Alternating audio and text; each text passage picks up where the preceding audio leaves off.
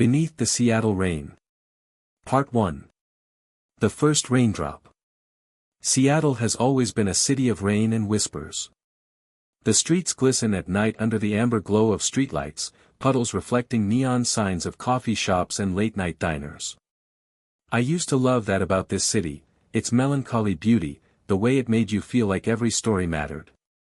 I thought my story was a simple one: 35 years old, married to Emma for 8 years, steady job at a small architecture firm downtown. Emma, with her copper hair and easy laugh, was the center of my life. But in early March, something shifted. It wasn't dramatic. Just a silence too long at dinner, her phone flipped face down more often, the subtle way she started dressing differently. Small things. Raindrops before the storm. Part 2.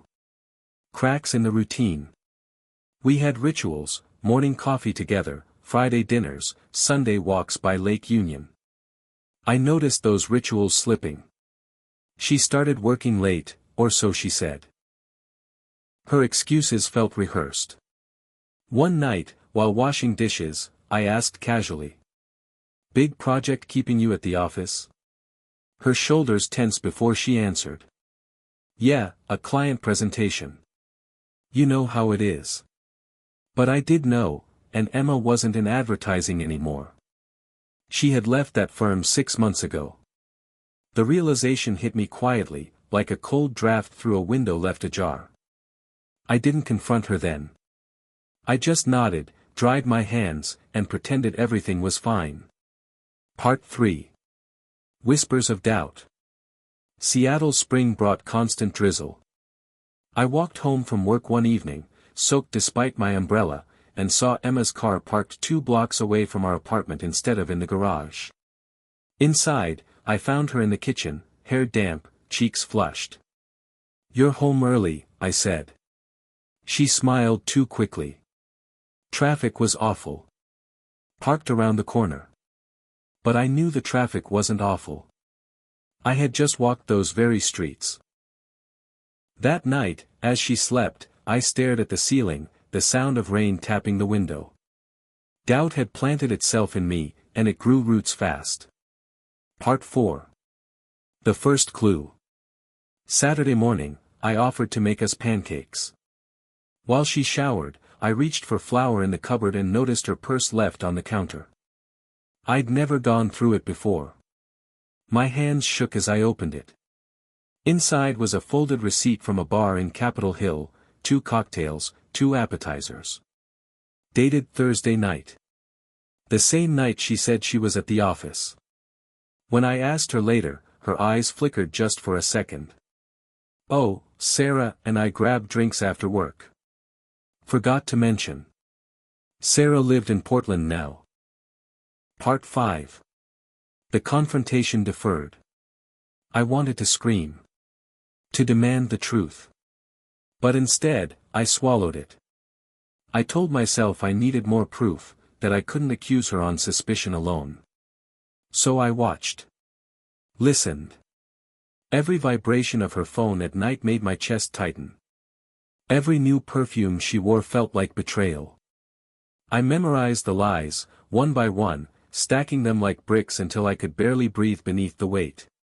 We still played the part of the perfect couple: dinners with friends, polite laughter at jokes, holding hands on the street. But under the surface, I was drowning. Part 6. The breaking point. It was late April when I decided I couldn't keep pretending. I left work early and drove toward her office.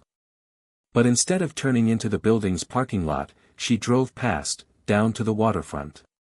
I followed at a distance, heart hammering against my ribs.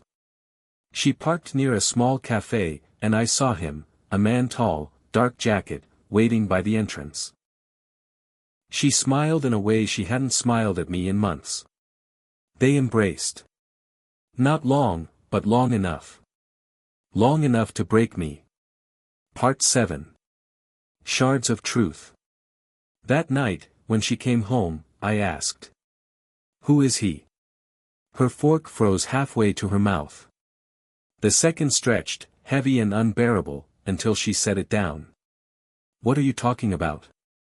The man at the waterfront cafe. Today. I saw you. Her face drained of color. For a moment, she looked like she might deny it again. But then her shoulders sagged, and the truth poured out in tears. His name was Daniel. A co-worker from her old firm. It had been going on for months.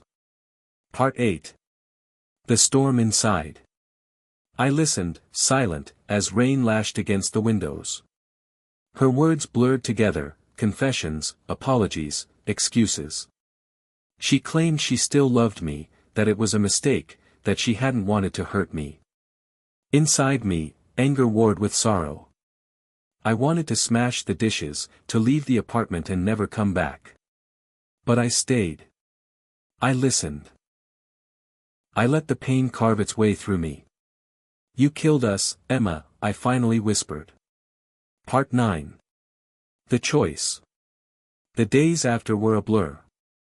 Seattle's skies mirrored my mind, gray, heavy, relentless. She begged me to forgive her. We sat in therapy sessions, though every word felt hollow. She reached for my hand, but I couldn't feel it anymore. Friends asked if we were okay. I lied, just like she had. Nights were the worst, lying in the same bed, inches apart, with a canyon of betrayal between us. I knew I had a choice, to stay in the ruins or to walk away. Part 10. Beneath the Seattle rain. One evening in June, I packed a suitcase. She stood in the doorway, tears streaming down her face. Please, don't go, she whispered. I looked at her, at the woman I had loved more than anything, and realized she was no longer mine. Maybe she never had been. I already left, I said softly. Then I walked out into the Seattle rain, suitcase in hand, letting the city wash me clean. The streets glistened as they always had, neon reflected in puddles, but I was different now. Broken, yes. But free. And as the rain fell harder, I let it hide my tears. Chapter 11. Empty apartment. The first nights alone in my new apartment felt unbearable. I rented a small one-bedroom near Belltown, not far from Pike Place Market. The view from my window showed the Sound stretching endlessly, ferries drifting across gray water. The silence was crushing. I'd wake up expecting Emma's soft breathing beside me, only to find emptiness. I told myself I had made the right choice, yet every corner of the place echoed with loneliness. Chapter 12. The weight of memories. I couldn't escape her. Emma was in the scent of rain on my jacket, in every cafe we used to visit, in every familiar street corner. I tried to bury myself in work, but my drawings grew darker, heavier. My colleagues noticed but said nothing. One evening, I saw her name light up my phone. I didn't answer. I couldn't bear her voice. Chapter 13. The apology. A week later, she showed up at my door. Her hair damp from the rain, eyes swollen. Please, she said. Just talk to me. Against my better judgment, I let her in. We sat at the small kitchen table, the rain pattering outside. She apologized again, words trembling. She said she ended things with Daniel. That she still loved me. I stared at her hands folded on the table, remembering how those same hands had betrayed me. Love doesn't survive betrayal, I told her quietly. She cried, but I didn't. Chapter 14. Old friends, new advice. My friend Marcus, who worked at the firm with me, dragged me out one Friday night. We ended up in a dimly lit bar in Capitol Hill. The music was loud, the crowd buzzing. You can't keep living like a ghost, he said, clinking his glass against mine. She broke you. Don't let her keep you broken. I wanted to believe him. But healing wasn't as simple as pouring whiskey down my throat. Chapter 15. A stranger's smile. That night, I met Claire. She was sitting alone at the bar, sketching in a small notebook. Something about her reminded me of myself, quiet, observant, a little lost. We talked about art, about the city, about nothing important. She had a crooked smile, one that felt real in a way I hadn't seen in months. For the first time since Emma, I laughed. Chapter 16. Between Shadows and Light. Claire and I started meeting for coffee, then dinners. She wasn't Emma, thank God. She was independent, guarded, but genuine. Yet every time she leaned closer, every time her hand brushed mine, guilt surged inside me. Was I betraying my memories, or was I finally moving on? Seattle's skies remained gray, as if the city itself refused to give me clarity. Chapter 17. The Ghost Returns. Just as I began to breathe easier, Emma reappeared in my life. She cornered me outside my office one evening, rain pouring down. "Have you met someone?" she asked, her voice trembling. I didn't answer. I didn't owe her that. But the look in her eyes reminded me of who she once was, the girl I fell in love with. For a dangerous second, I almost faltered. Chapter 18. The Confession. Claire noticed the shadows in me. One evening at her apartment, she asked, "Are you still in love with her?" The question hung heavy. I thought about it, really thought. "No," I said at last. "But I'm still haunted by her." Claire nodded. She didn't try to fix me, and maybe that's why I needed her even more. Chapter 19. Letting Go. The breakthrough came unexpectedly.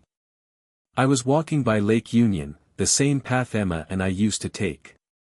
For once, I didn't feel the ache in my chest. The memories were still there, but they didn't cut as deep. I called Emma that night. "I forgive you," I told her. Not because she deserved it, but because I couldn't keep carrying the weight. Chapter 20. A New Beginning. Seattle's summer arrived, rare sunlight breaking through the endless rain. Claire and I stood on the waterfront, watching the sunset paint the Sound in gold. "I don't know where this is going," I admitted, "but I want to find out." She smiled, slipped her hand into mine, and for the first time in months, I felt something close to hope. The city was still the same, gray, wet, unforgiving, but I wasn't the same man anymore. Beneath the Seattle rain, I had been broken. But beneath the same rain, I was learning how to live again.